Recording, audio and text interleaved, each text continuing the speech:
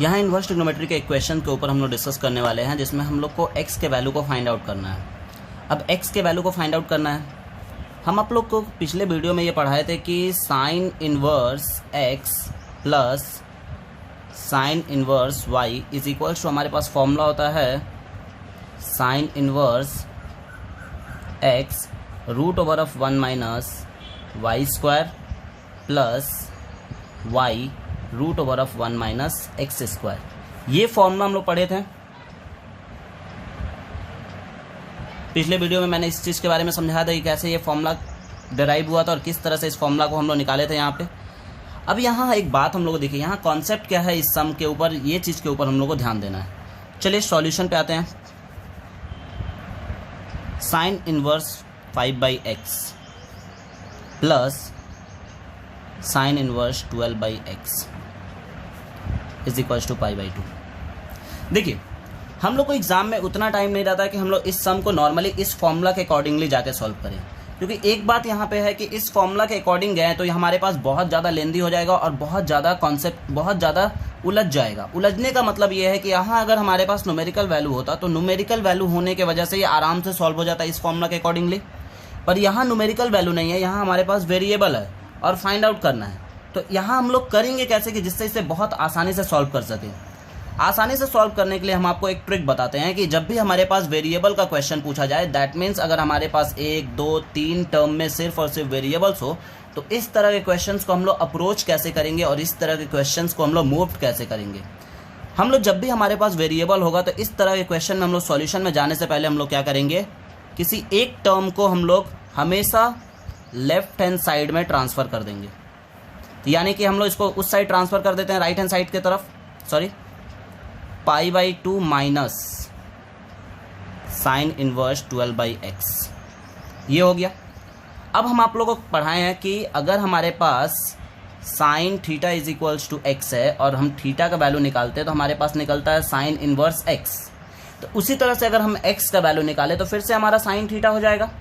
यानी कि हम लोग क्या करेंगे, इस इन्वर्स वाले पार्ट को उधर ट्रांसफ़र करेंगे तो हमारे पास हो जाएगा 5/x is equals to sine of π/2 minus sine inverse 12/x, ये हो गया। अब हम लोग क्या करते हैं, देखिए हमारे पास यहाँ पे कुछ, आप लोग थोड़ा ध्यान दीजिएगा तो यहाँ पे आपको समझ में आएगा कि साइन 90 डिग्री माइनस थीटा, हम लोग इसे क्या कंसीडर कर लेते हैं, थीटा। ये हमारे पास थीटा का काम कर रहा है, यानी कि हमारे पास हो गया साइन 90 डिग्री माइनस थीटा। हम लोग जानते हैं कि साइन 90 डिग्री माइनस थीटा होता है कॉस थीटा, यानी हम लोग डायरेक्टली लिखेंगे 5/x is equals to cos. यहाँ थीटा का मतलब है साइन इनवर्स 12/x, यानी लिखेंगे साइन इनवर्स 12/x, ये हो गया हमारे पास। अब हम करेंगे क्या यहाँ पे, जिससे हमारा ये कैंसिल हो जाए और x का वैल्यू निकल सके। तो हम लोग देखिए एक छोटा सा कॉन्सेप्ट है जो अपने दिमाग में हम लोग लेके आते हैं, 5/x is equals to cos inverse. अब ये जो हमारा साइन का टर्म है इसे हम लोग को कॉस में कन्वर्ट करना है, और हम आप लोग को फॉर्मूला में ये भी समझाए थे कि अगर किसी भी साइन इनवर्स के टर्म को कॉस में अगर कन्वर्ट करना है तो हम लोग डायरेक्टली लिख सकते हैं cos inverse root over of 1 minus x square. That means 1 minus x square बोलने का मतलब हो गया 12/x का होल स्क्वायर, जैसा कि हम आप लोगों को पढ़ाए थे। साइन इनवर्स x को अगर कॉस के टर्म में लिखना है तो लिखेंगे cos inverse root over of 1 minus x square. तो ये फॉर्मूला का यूज़ किया हम लोग यहाँ पे, यहाँ हो गया हमारे पास। अब देखिए cos of cos inverse cancel हो गया, यानी 5/x इज इक्वल्स टू हमारे पास सिर्फ और सिर्फ पर्टिकुलरली बचा 1 माइनस 144/x स्क्वायर। यानी फाइनली हम लोग यहाँ पे काम करते हैं, एलसीएम ले लेते हैं। तो एलसीएम लेंगे तो आएगा हमारे पास x स्क्वायर माइनस 144 इन रूट, और जैसा कि हम लोग देख रहे हैं कि x स्क्वायर है तो यानी x बाहर आएगा। अब ये x और x हमारा कैंसिल आउट हो गया, यानी 5 इज इक्वल्स टू हमारे पास एक्चुअल में बचा x स्क्वायर माइनस 144 इन रूट। अब हम लोग यहाँ पे स्क्वायरिंग कर देते हैं, स्क्वायरिंग बोथ साइड, तो यानी हमारे पास हो जाएगा 25 is equals to x square minus 144, root cancel हो जाता है, और यहाँ अगर हम लोग एक्स स्क्वायर का वैल्यू निकालेंगे तो निकलेगा हमारे पास 169।